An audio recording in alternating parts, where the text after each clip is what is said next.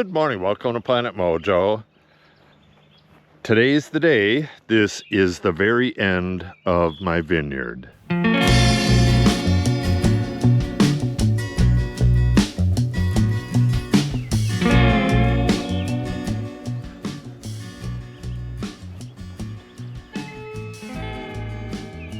Not sure if you're going to be able to see this or not, but that second post in has a red-headed woodpecker on it.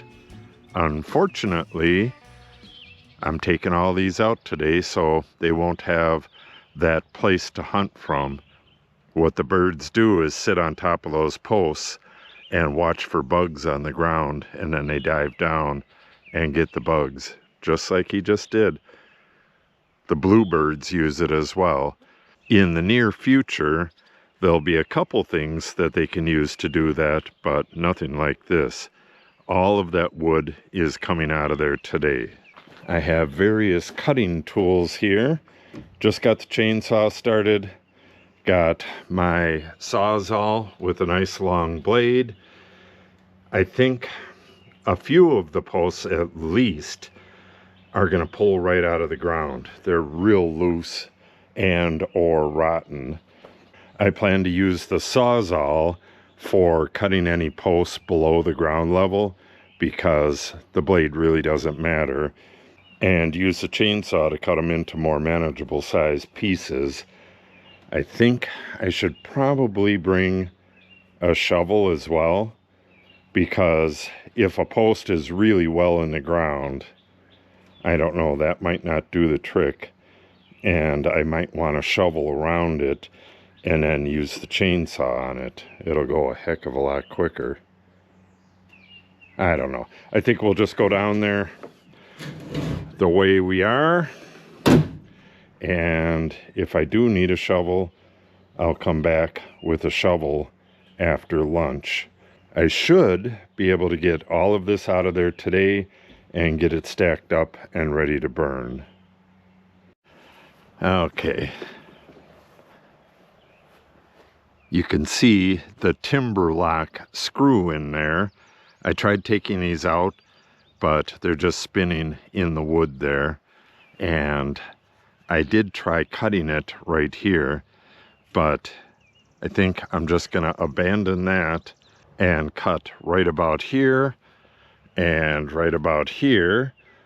Let the centerpiece drop, and then probably cut it in half.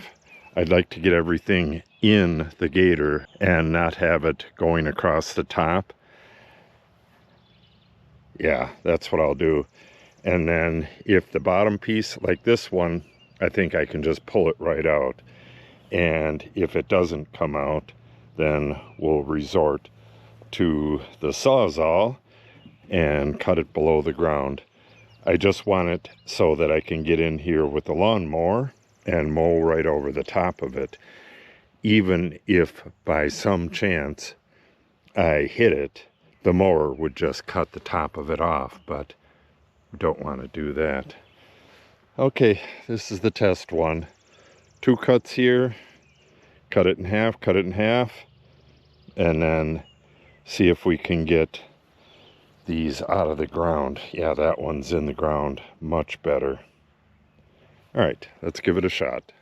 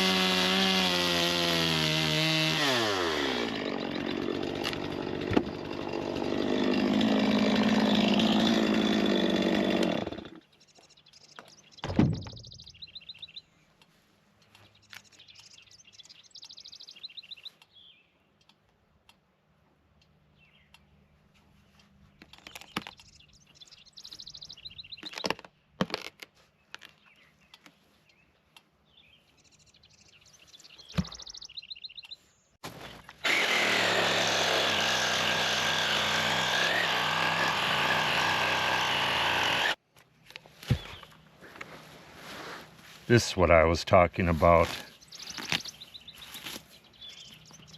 with a little bit hanging out of the ground. I could come back from the other direction and cut it that way, but I only have one of these blades and I don't want to get it all dulled up. I don't think this is going to be any problem at all. I'll go around and fill these with dirt and they'll rot out in no time, and the blade isn't going to hit that no matter what. Okay, I think I can just walk down the line and do all the cutting and then come back and pick these up.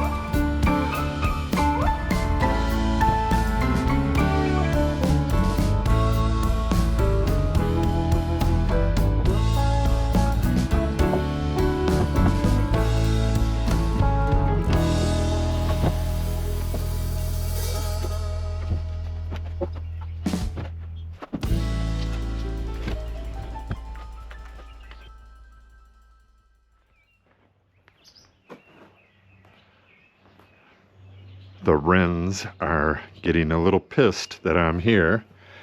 Okay, I'm going to be using this at some point. Don't know what for, but it's still good. That stuff is not good. And, oh, I can see flames in there.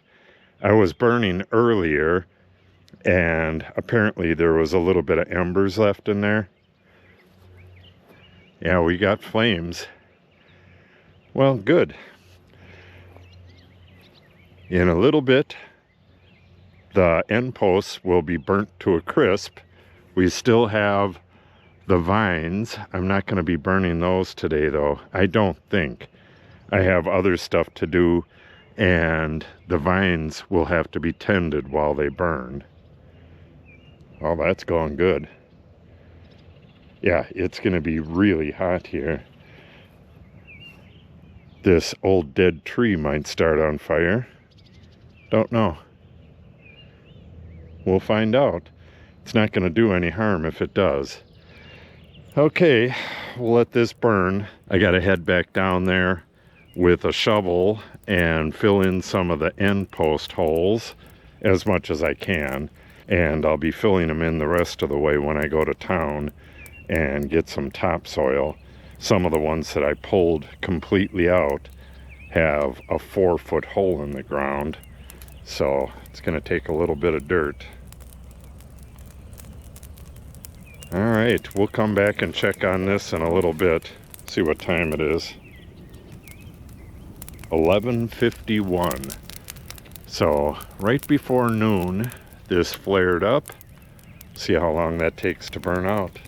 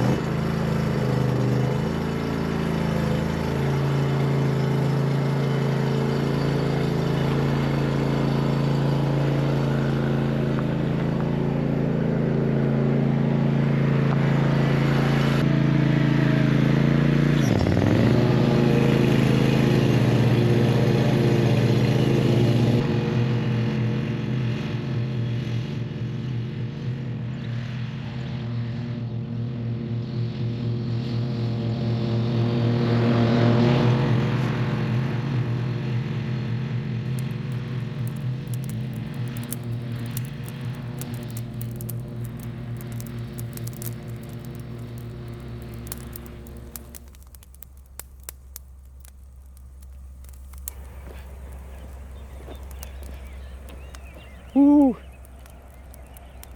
That is still really hot.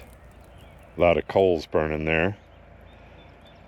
That's it for the posts. There's going to be a bunch of long screws and gripple attachments in there, but we'll yank those out later. Let's go take a look at the vineyard, or former vineyard. While I was working down there, while I showed you that red-headed woodpecker in the very beginning, it looks like there's a wood wren there right now, but there was a bluebird and an oriole on that same post while I was working. Everybody likes using this field to hunt, and they'll be able to use those posts that I put in. Those are markers for some trees I'm going to plant here. A little bit later in the year, I'm going to try planting the ones from the acorns from last year, but if that doesn't work out, oh, that's a bluebird using that box. There's been wood wrens in that box for years. Oh, that is cool. I did not know. Yeah, that's a bluebird right there too, female. Well, that explains things. I found a bluebird egg in the middle of the vineyard. If they have an egg that's doing bad, they'll take it out of the nest and take it fairly far away from the nest so it's not obvious where the nest is, and they'll dump it off there. That's it. I have an extra post, the short one down at the end. That hole was really deep and I couldn't get it filled in, and I don't want a deer breaking its leg, so I marked it for now. I'm gonna get some dirt, fill that in. Yeah, looking nice. Hopefully my grass comes up in the rows here soon, but it's gonna creep in from the side no matter what. It is so weird being in here without vines and posts, and very strange. Those right there are cowbirds. They actually used to travel along with the buffalo herds, and they never settle down and make a nest. They nest in other birds' nests, and the other birds raise their babies. They just keep traveling with the herd.